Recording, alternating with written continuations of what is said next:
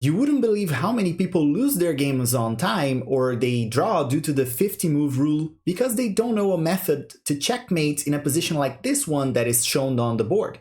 Then it doesn't matter if you played a great game and you got to a winning position if you don't know how to checkmate your opponent. So in this video, we're going to learn how to checkmate the most basic ways possible. And the first one is going to be this one, the ladder mate. And it's basically a pushing game. You're going to push the king towards one of the corners, right? One of the sides of the board. So you can choose one. You can go ahead and choose this top one or even this one on the side. You're just going to choose one of the sides of the board. I usually choose the top one. You can choose the side as well, no problem. But you're just going to keep pushing the king further back. And the idea is you move the rook here, the king have to move up, and then you move here, the king has to move up again, and then you move here, and you keep moving until you get the checkmate in the corner of the board. Okay, so of course, your opponent is not going to make it easy on you. So if you play this move, for example, they're going to go after your rook. So if you play a move like this, for example, they're going to come even closer to you. So if you play this move, they're going to do that. And now they're threatening to actually take your rook here. So you have to move it away. So whenever this thing happens, you have to move your rook away. That's the safest option. There are, quicker ways to do that, but I would just recommend you move your rook away. You can move either this side or this side, just as far away as possible from the king. So the king's gonna keep following you. You put your rooks far away, and then you check again, and then again moving your rooks far away. Now the king cannot reach you on time, and you're just going to checkmate this way. You could have done the same thing in this position on the other side of the board.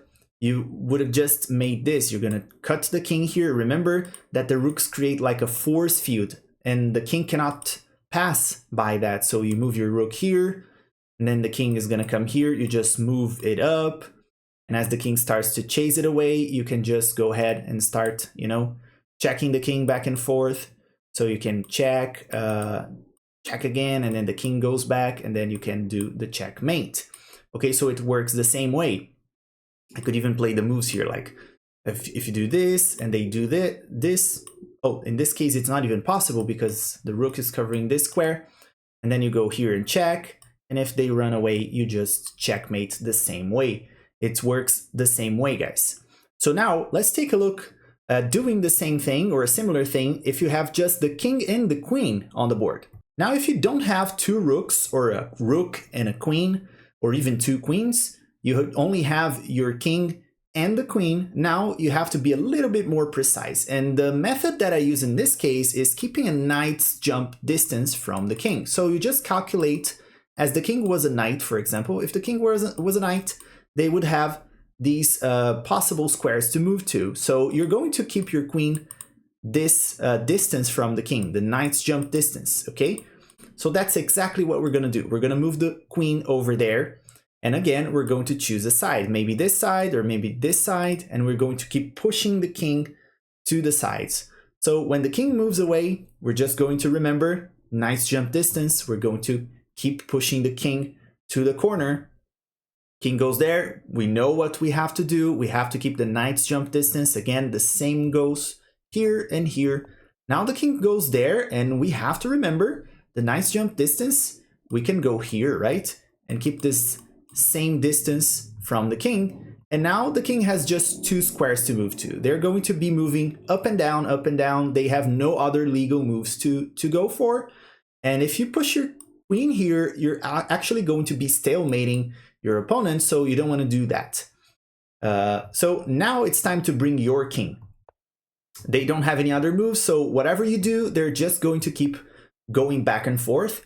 You just have to bring your king close enough. Be careful not to stalemate here. The best option is to just bring your king here. In my opinion, it's easier. And as your opponent moves, you have a square protected by the king, and you can deliver checkmate with the queen supported by the king. So that's the easiest way to checkmate if you have queen and king. There are, of course, quicker ways to do that and more efficient ways, but if you don't want to mess up, just go for the easier ones. and this is probably the easiest one that there is. All these ones that I'm showing, actually, there are easier and maybe more efficient ways to do it, but if you want to go safe, that's the best way to do. So now let's take a look at king and rook checkmate. Now if you don't have a queen and you only have a rook, you have to perform a checkmate with king and rook, and this is a bit more tricky, but you have to keep in mind that your king performs a little force field around it. So whenever we have the king here, the other king cannot even move past this force field. And the rook here also creates a little force field. I like to use this idea of force field because the opponent king cannot pass it, cannot go through it. So we have to understand that if it was a force field and the king cannot go through it. So here the rook is cutting this this file here, okay, this row. So the king cannot move to this side. So we're going to keep pushing our king here until we create this force field behind the black's king, forcing it, pushing it to the corner. So again, we have to choose a side of the board, maybe here, up here, or this side. We have to choose one. You can choose whichever you want in this case. This is a bit more, it's gonna take a bit longer because we have 3 here, and here we just have 2 files to go for, but I'm going to do on the top just for the tutorial. So you're gonna push your king here. Remember, the king cannot go here because the rook is protecting. And now we have the force field. Remember, the king is creating this force field. So we can go here and check the king, and the king will have to move up somewhere. And that's how we are going to be pushing the king to the top. And now we immediately create the opposition, and the force field is back again. If they threaten our rook, we can just move it to the other side. Here in this case, we could just play here. It's also possible because we would be protecting the rook. But if you want to keep it safe, always keep it safe. Move your rook as far as possible. So if the king goes, you just keep pushing until the force field is created again, and then you check the king. They have to move up, and then you create the opposition one more time. You're going to keep doing the same thing. If your rook is under attack, just move it to the other side. The king is too slow to catch it. Again, we have the force field. One more time. Now we have to do this. We have to check. Again, we create the opposition. And now if your opponent starts to play tricky and you create this opposition and they move back and forth, you just have to make like a waiting move with your rook. You just play like a waiting move with your rook, and then they have to move the king again. And now you start following the king one more time. They have just one option here. They can go here or here. If they come here, the force field is created. You just checkmate. And if they go here, you just follow them. You just follow them until they hit the corner and they have to go back. The force field is created. And then you have kind of a back rank mate here. It works like a back rank mate. The principle is the same. You're just creating this force field, and now you are checkmating your opponent. And that's a great way to checkmate in this case. And these are the easiest checkmates and the ones you have to remember as you reach an end game. If you have a rook or a queen, or maybe 2 rooks or a rook and a queen, you know how to checkmate the easiest way possible and the safest way possible. Of course, there are some other checkmates we should know. For example, 2 bishops or bishop and knight, but these ones are kind of tricky, and I have to admit, even the bishop and knight, I cannot perform it really well. I still have to study that one a bit more because it's actually difficult. But these ones are the ones that are going to happen in most of your games, and you should know them. Actually, you must know them.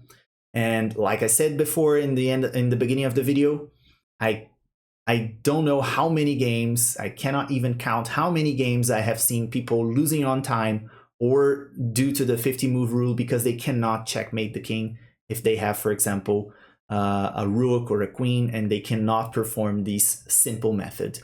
So if you like this video, guys, please remember, like the video, comment down below, and subscribe to the channel for more. And as always, I see you guys in the next one.